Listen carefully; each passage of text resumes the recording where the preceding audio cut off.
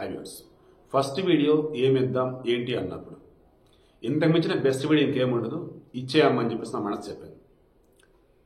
వినా స్త్రీయ జననం నాస్తి, వినా స్త్రీయ గమనం నాస్తి, వినా స్త్రీయ జీవం నాస్తి, వినా స్త్రీయ సృష్టి ఏవ నాస్తి.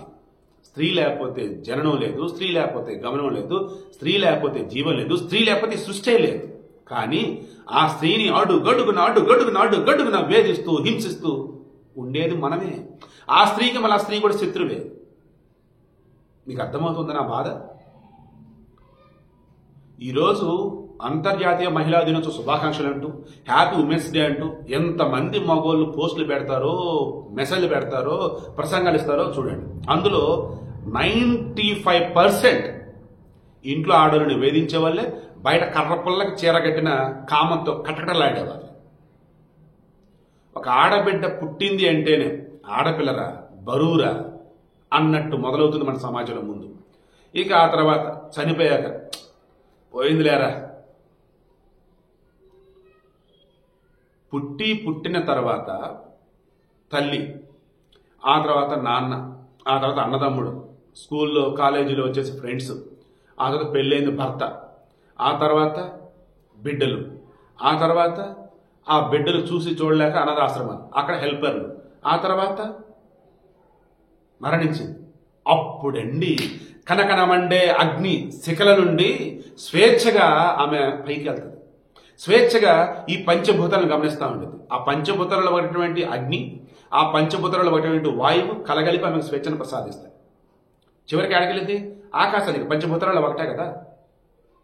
బ్యాలెన్స్ ఏముంది? భూమి, పుట్టిందే భూమి మీద, కరణం చేస్తే అదే భూమిలోకి, బ్యాలెన్స్ వాటర్. ఆమె కన్నీళ్ళే. సో పంచభూతాలు ఆమెలోనే ఉంటాయి, పంచభూతాలు కూడా ఆమెతోనే ఉంటాయి. కానీ పంచభూతాలు ఆమెకు అండగా ఉన్నా, తోడుగా ఉన్నా, ఆమెను మాత్రం కాపాడలేకపోతున్నాయి నేడున్నటువంటి సమాజంలో. మీరు అడిగారు కదా నన్ను చాలాసార్లు, పెళ్ళెందుకు చేసుకోండి. రీసెంట్ టైమ్స్లో జరుగుతున్నటువంటి నేరాలు, ఘోరాలు, హత్యలు, ఆత్మహత్యలు, దారుణాలు ఇవన్నీ చూస్తూ పోతా ఉంటే మరలా ఈ భూమి మీదకి నా బిడ్డలుగా మరలా వేరొకరు తీసుకురావాలి. నేను వేరే ఒక మనిషిని పెళ్లి చేసుకొని ఆ మనిషి సుఖ సంతోషాలను ఇవ్వటం ఓకే, బాగానే ఉంది. కానీ తనకి ఏదైనా కష్టం వస్తే, ఆపద వస్తే, అడ్డుకోవడానికి నేను వెళ్ళినప్పుడు నా కోపం కట్టలుసుకుని అవతల నేను చేస్తే, అవతల నేను చంపితే ఈమె అనాథ అవదా? నేను జైలు పాలైతే ఈమె సంగతి ఏంటి? మొగుడు చనిపోయాడన్నా, మొగుడు దూరంగా ఉన్నాడన్నా, డైవర్స్ ఇచ్చారన్నా, మొగుడు ఎక్కడ ఉన్నాడన్నా ఇంకంతే. ఎప్పుడెప్పుడు దొరికింది అవకాశం అని చెప్పేసి కాసు కూర్చొని ఉంటాడు. ఆ ఇంటి ముందు పనిచేసే వాడి దగ్గర నుంచి ఇంకెవరెవరో ఎక్కడెక్కడో.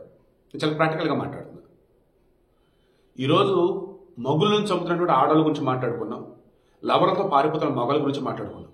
కానీ ఇంటిలోనే అత్తామామని చూసుకుంటూ, బిడ్డలని గొప్పగా పెంచుతూ, భర్త పెట్టే వేధింపులు కూడా భరిస్తూ, కన్నీళ్ళని, బాధని మునిపంటి వెనక దాచి చిరునవ్వు చిందుస్తూ బతున్న ఆడవాళ్ళు ఎంతమంది?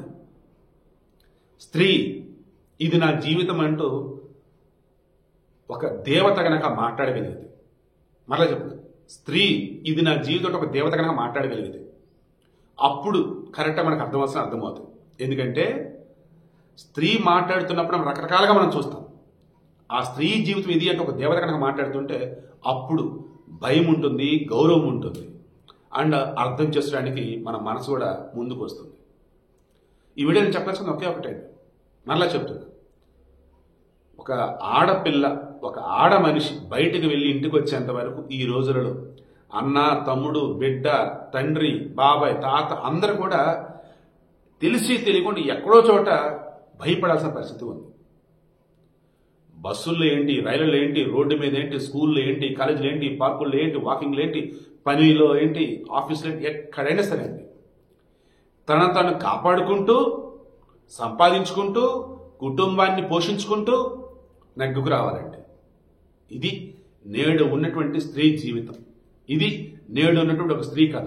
ఇది నిజమైనటువంటి ఈ మానవ లోకంలో ఓ ఆడదాని యొక్క వ్యధ, బ్రతుకు చిత్రం.